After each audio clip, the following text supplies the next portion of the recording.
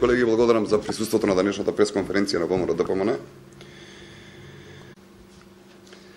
Денес на македонската јавност ќе презентирам уште еден случај на злоупотреба на невладините организации од страна на Социјалдемократскиот сојуз.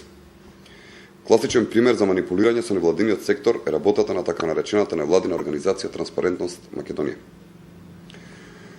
Оваа само наречена невладина организација не само што не е дел од меѓународната организација со светско реноме Transparency International, туку е управувана и раководена од членови на партиското раководство на Социјалдемократскиот сојуз.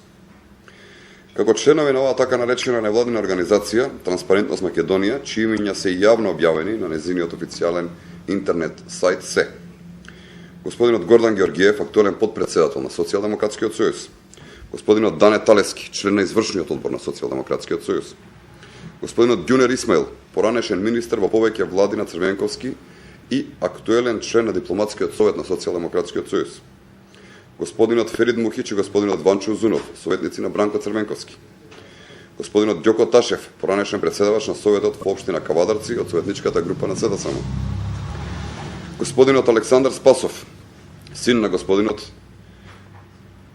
Александар Спасов, син на господинот Спасов, член на Централниот одбор на Социјалдемократскиот сојуз, господинот Сашо Ордановски, директор на Транспарентност Македонија, привезок и гласноговорник на политиката на СДСМ и на Бранко Црвенковски.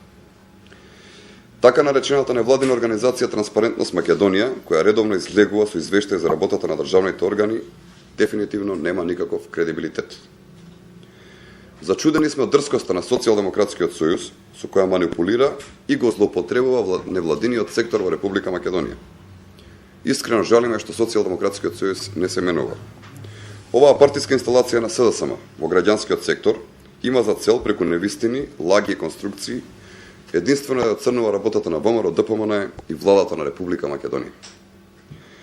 Јасно е дека ставовите на оваа организација треба да се гледаат како ставови исклучиво на Социјалдемократскиот сојуз и немаат апсолутно никаква тежина и никаков кредибилитет. Тоа е во врска со првата тема. Втората тема ви е партиски став на ВМРО ДПМН по повод пресуд на СДСМ, поврзан со здравството. Се работи за неточни информации и груби конструкции. Социјалдемократскиот сојуз нема кредибилитет ниту морално право да зборува за здравството. СДСМ во здравството остана запаметен по купувањето на скапи подароци од страна на Владо Димов и по создавањето на фармацевската олигархија. Се сеќа ли впрочем некој на една реформа во Социјалдемократскиот сојуз во сферата на здравството?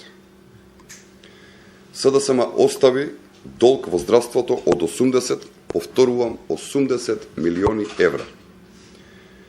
ВМРО ДПМН ги врати наследените долгови од Социјалдемократскиот сојуз и покрај тоа владата на ВМРО ДПМН инвестира повеќе од 80 милиони евра во набавка на нова опрема во здравството и ќе инвестира дополнителни 40 милиони евра во реконструкција на болниците.